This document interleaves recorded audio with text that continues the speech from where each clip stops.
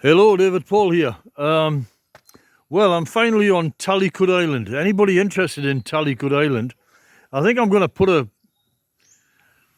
title on this, Talikud Island, because people might want to come here on vacation or something like that, and they want to check it out. So this is in the middle. This is called Upper because it's Sataas on the upper part, like at the top. And this is the location of the Rojas family house. And so what happened was, my Filipino wife, who I'm now separated from, when I first came here, right in the middle of there in the forest, we had what's called a Bahay Kubo wooden house, and I adored this house. I really loved it. But it was like in need of a bit of repair, but it was still a beautiful, in its own way. It was a beautiful house, and it was a house that was just full of love. It was really it just had a magic about it, and you'd get eaten to death by mosquitoes, and there was one leak in the roof, and sometimes it would drip in, and it would be hell at night because it was so hot, not because of the house, just because I wasn't really used to it. And I had put on weight because I was trying to do a teaching qualification, and I was spending all my time, just working on that and eating pizza because it was the most convenient thing to do. And sitting on my backside, there's my heat bag. This is my sister-in-law, one of my many sister-in-laws. Well, I've got six of them, a few. So anyway, so this is where I lived.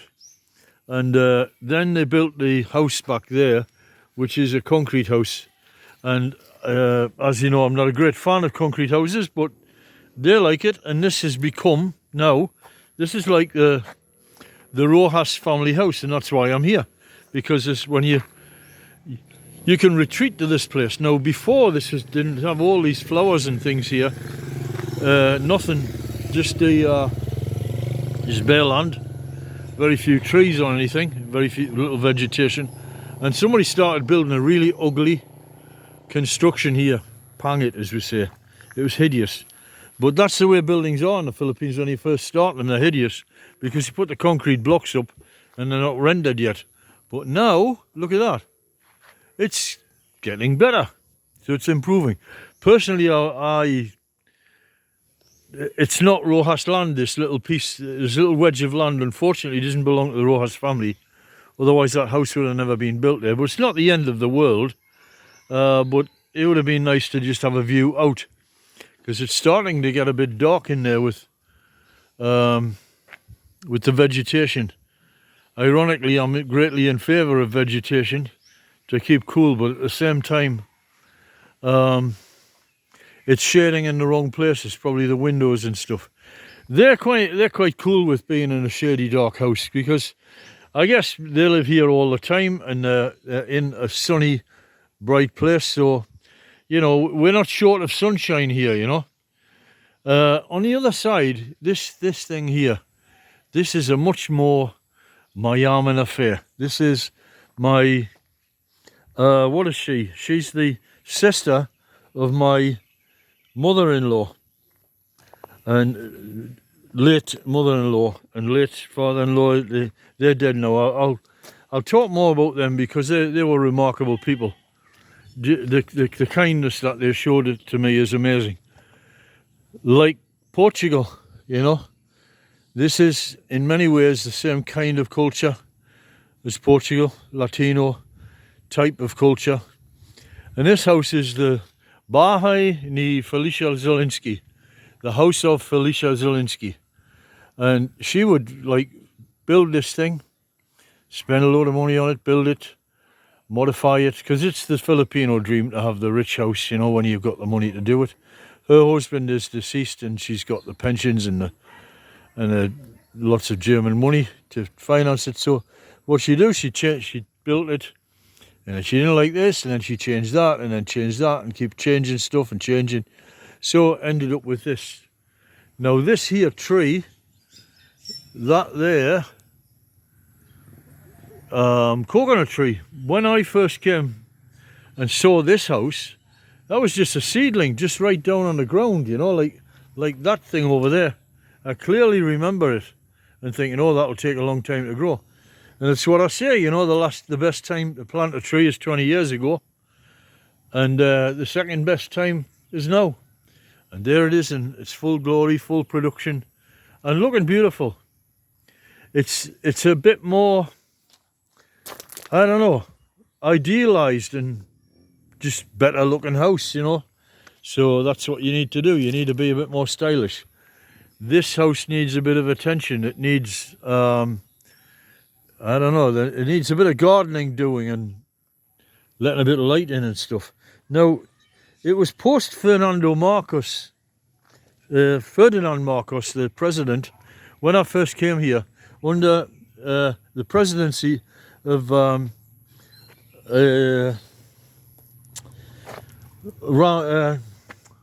Ramos, I think he was called Ramos. The immediate president after Corazon Aquino, who said that she did nothing for the country. She did a tremendous amount for the country in doing one task long, just one thing, which was re-establishing democracy and getting it to stick. It could have all fell to pieces and it didn't. Now this road here, it was used to all boulders and rubbish and it was dreadful. And now you've got this is a top dollar road, this, you know.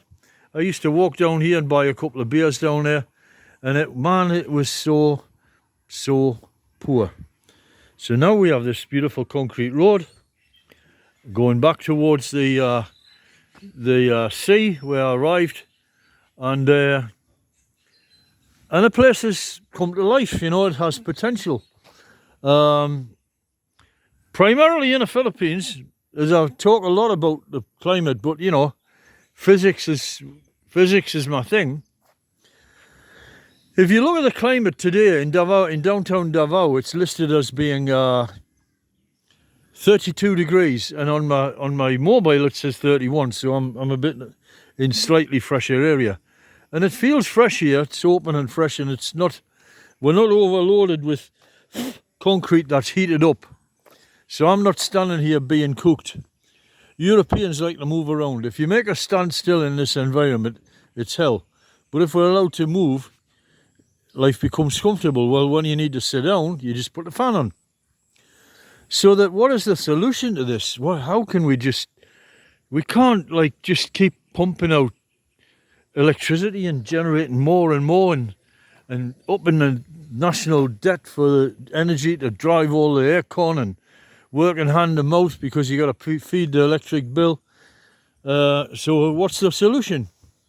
The solution is not to drop the temperature, which you don't want to do anyway. It's nice living at 30, 32 degrees. You need to get the humidity down. And obviously in this area, that's going to be difficult. It's incredible to see this. You know, I've been talking about the carbon dioxide, but look at this greenery. The place is alive, you know. It's verdant. Look at that beautiful, shady mango tree. So my sister-in-law is taking me down. There are patches of land here, one of which I own. Technically, it's not possible to own a house own land in the Philippines, but I have two Filipino daughters. So the land is in their name, and I simply own the house above it, or will do when it's built, if I build on this land, and also my piece of land on Samal. So I'm very fortunate in that respect, and if you've got Filipino kids, do it that way, if that's what you want to do. The house, I'm thinking about calling it Worthless House, because it's not going to be worth anything. It's just you know, just the value of the land, which I don't own. And the value of the land is not very high because it's not on the open market, because foreigners can't engage in land purchases here. So the value of the land never rises, which is kind of good for the Filipinos, I guess. But we have to have some methodology. I personally would say that the answer is to give foreigners 100-year leases on land, or let them buy land, but just small parcels. And you have to have one registered parcel of land, you know. And that would work, you know. There are many, many ways to do this, you know. But I think you're shooting yourself in the foot as a nation to not allow them to participate.